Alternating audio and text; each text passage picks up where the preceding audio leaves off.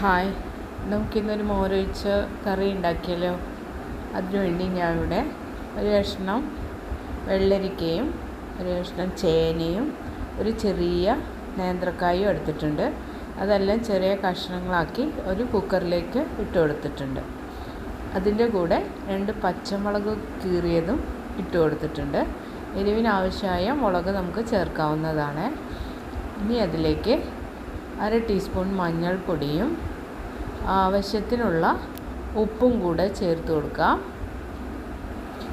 കൂടെ തന്നെ ഇത് വേവാൻ ആവശ്യമായ വെള്ളം കൂടെ ഒഴിച്ചു കൊടുത്ത് കുക്കർ അടച്ച് വെച്ച് ഒരു 3 വിസിൽ വരുന്നത് വരെ നമുക്ക് ഈ കഷ്ണങ്ങളൊന്ന് വേവിച്ചെടുക്കാം. നല്ലപോലെ ഉടഞ്ഞ് പോകുന്ന വിധത്തിൽ വേണം കഷ്ണങ്ങളൊന്ന് വേവാൻ. ഇനി നമുക്കിതിലേക്ക് ഒരു അരപ്പ് തയ്യാറാക്കാനുണ്ട്. അതിലേക്ക്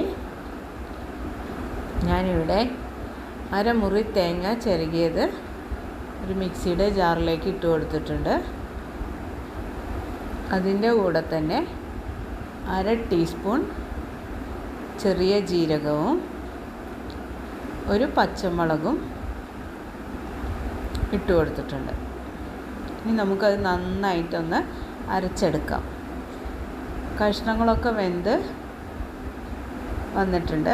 നമുക്കതിലേക്ക് ഈ തേങ്ങാക്കൂട്ട് അരച്ച് വെച്ച തേങ്ങാക്കൂട്ട് ചേർത്ത് കൊടുക്കാം. അതിൻ്റെ കൂടെ കുറച്ച് വെള്ളം കൂടെ ഒഴിച്ച് കൊടുത്ത് നമുക്ക് തിളച്ച് വരുന്നത് വരെ വെയിറ്റ് ചെയ്യാം. നല്ല പോലെ തിളച്ച് കുറുകി വരുമ്പോൾ നമുക്കതിലേക്ക് അടിച്ച് വെച്ച തൈര് കൂടെ ചേർത്ത് കൊടുക്കുന്നുണ്ട്. തൈര് ഒരു ചെറിയൊരു തിള മാത്രം വന്നാൽ മതിയാവും.